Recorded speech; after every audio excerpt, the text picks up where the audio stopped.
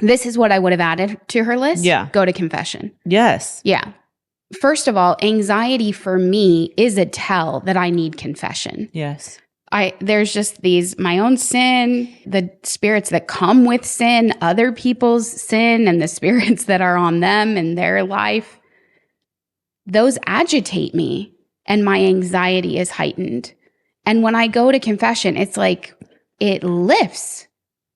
It lifts. Yes. So yes, sin clouds our ability to discern. Sin is real. Yes. I don't know if I maybe need to hear that again. Sin is real, and sin has an actual effect on our lives. Real consequences. Yes. Felt consequences that I think most people do not associate with sin.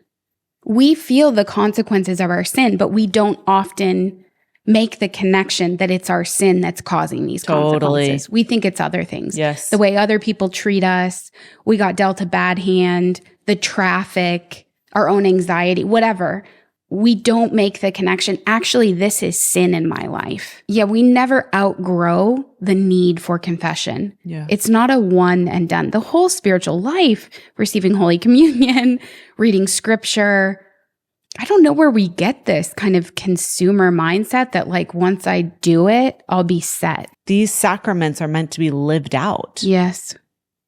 And come to have more and more effect in our life, Yes. to be more and more efficacious in our lives through our cooperation over time. There's a maturing of the gifts.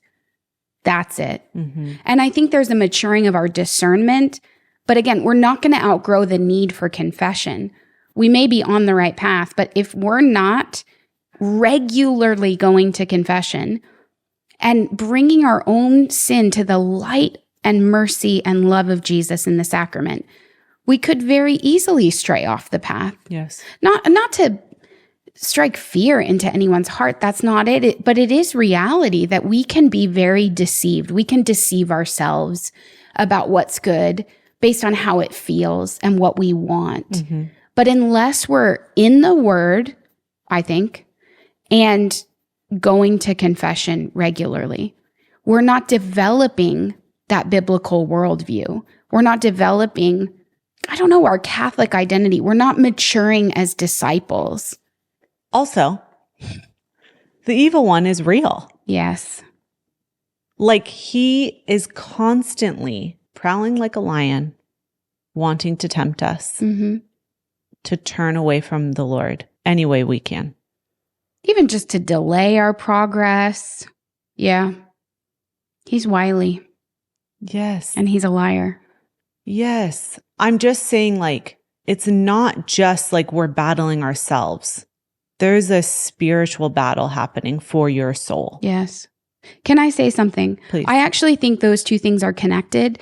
I think one of the primary ways that the enemy impedes our growth in the Lord and our advancing on the path of holiness and doing God's will in our lives, the mission God is calling us to. One of the primary ways he does that is to blind us to our own sin. Yes. Because then if we're not going to confession, if God is not constantly renewing this pure heart in us, Yes.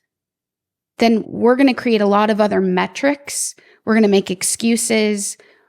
We're going to be guided by the wisdom of the world or our own feelings. We have to be vigilant. I like that you use that word, vigilant, in confessing our sin if we want to stay in step with the Good Shepherd. Yes.